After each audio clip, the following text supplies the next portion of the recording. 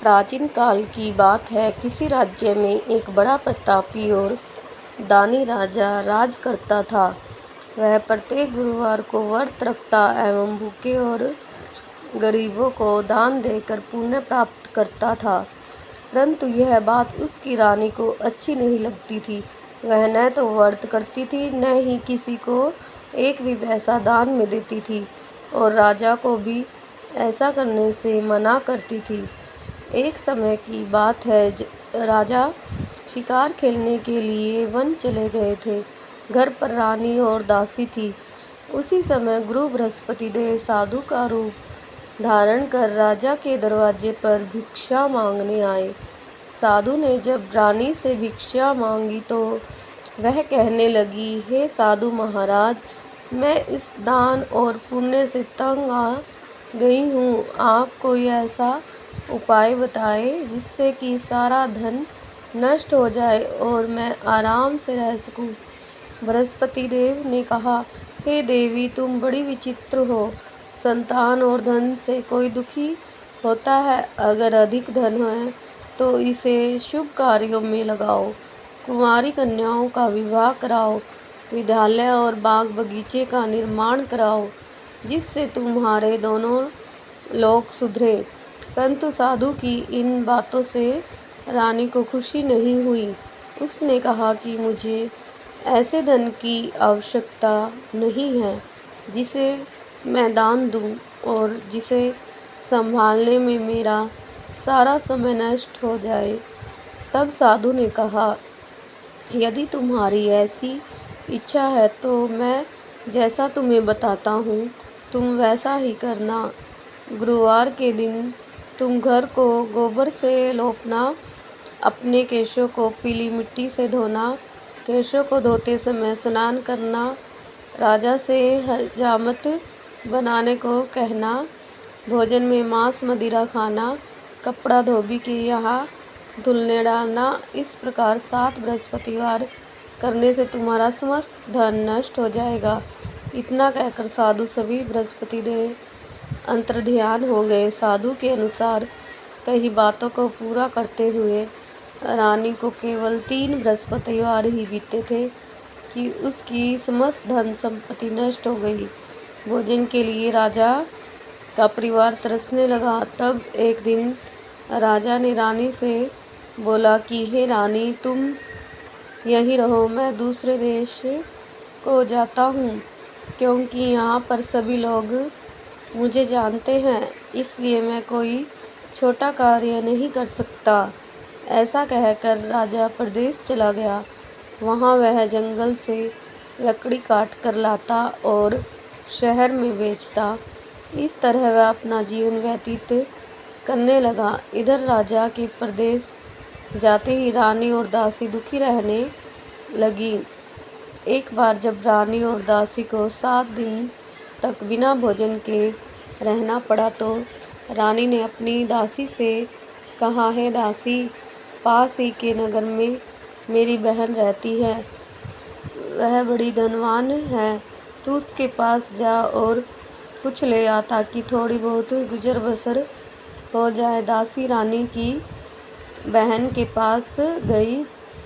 उस दिन गुरुवार था और रानी की बहन उस समय बृहस्पतिवार व्रत की कथा सुन रही थी। दासी ने रानी की बहन को अपनी रानी का संदेश दिया, लेकिन रानी की बड़ी बहन ने कोई उत्तर नहीं दिया।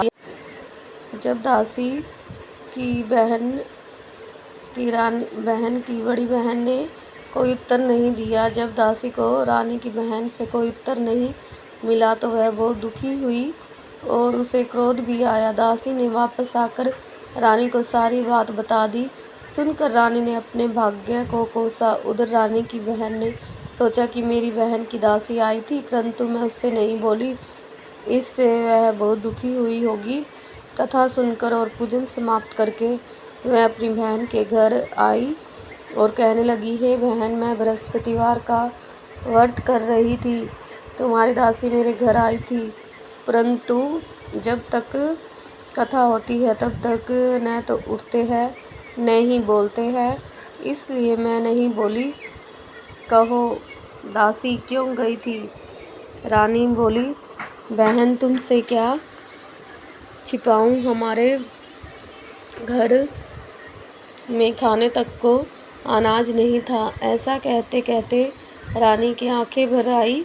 उसने दासी समेत पिछले 7 दिनों से भूखे रहने तक की बात अपनी बहन को विस्तार पूर्वक सुना दी।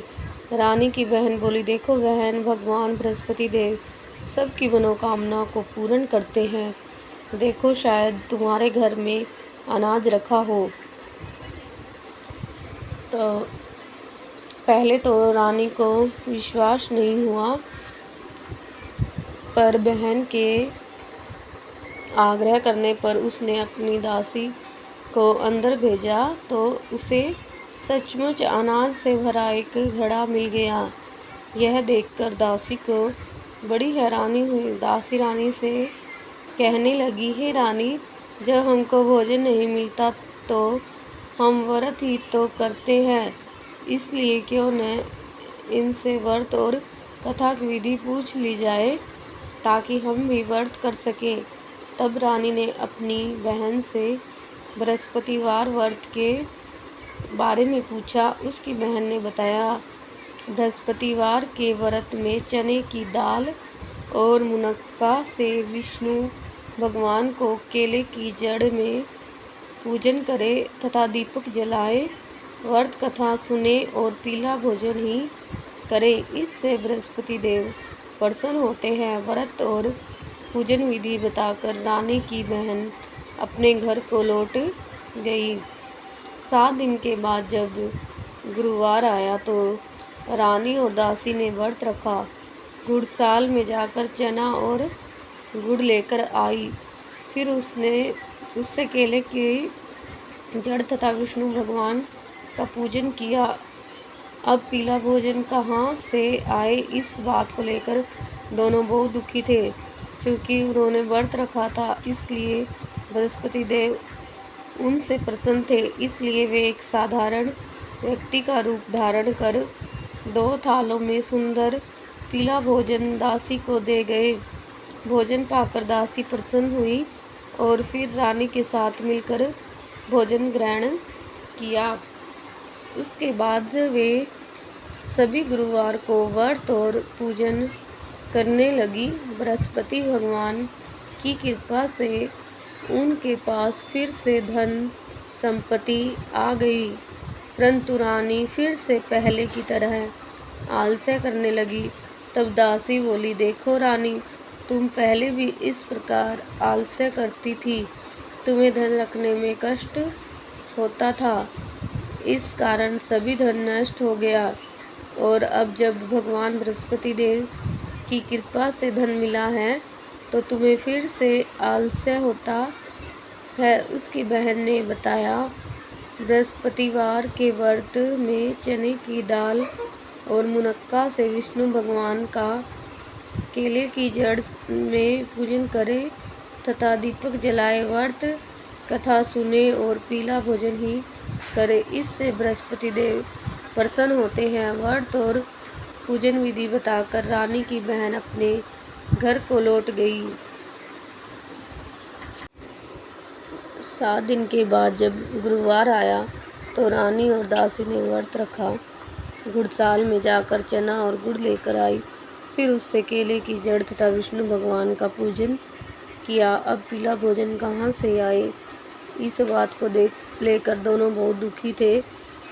चूँकि उन्होंने व्रत रखा था, इसलिए बृहस्पति देव उनसे प्रसन्न थे। इसलिए वे एक साधारण व्यक्ति का रूप धारण कर 2 थालों में सुंदर पीला भोजन दासी को दे गए। भोजन पाकर दासी प्रसन्न हुई और फिर रानी के साथ मिलकर भोजन ग्रहण किया।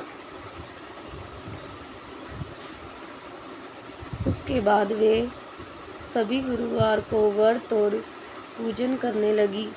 बृहस्पति भगवान की कृपा से उनके पास फिर से धन संपत्ति आ गई, परंतु रानी फिर से पहले की तरह आलस्य करने लगी। तब दासी बोली, देखो रानी, तुम पहले भी इस प्रकार आलस्य करती थी। तुम्हें धन रखने में कष्ट होता था, इस कारण सभी धन नष्ट हो गया। और अब जब भगवान बृहस्पति की कृपा से धन मिला है तो तुम्हें फिर से आलस्य होता है। रानी को समझाते हुए दासी कहती है कि बड़ी मुसीबतों के बाद हमने यह धन पाया है, इसलिए हमें दान पुण्य करना चाहिए, भूखे मनुष्य को भोजन कराना चाहिए और धन को शुभ कार्यों में खर्च करना चाहिए, जिससे तुम्हारे कुल का यश बढ़ेगा, स्वर्ग की प्राप्ति होगी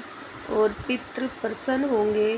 दासी की बात मानकर रानी अपना धन शुभ कार्यों में खर्च करने लगी, जिससे पूरे नगर में उसका यश फैलने लगा।